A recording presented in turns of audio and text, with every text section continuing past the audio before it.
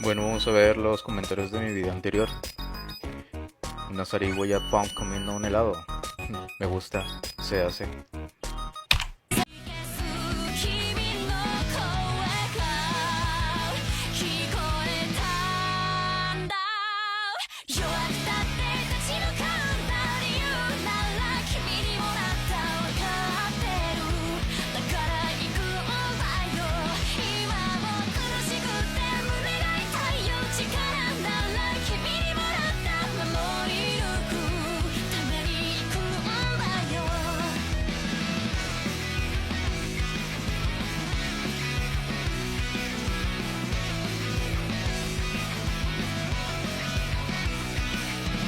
Vean la segunda parte en donde le agregamos color, luces y sombras. Y bueno, gracias por ver. Hasta la próxima.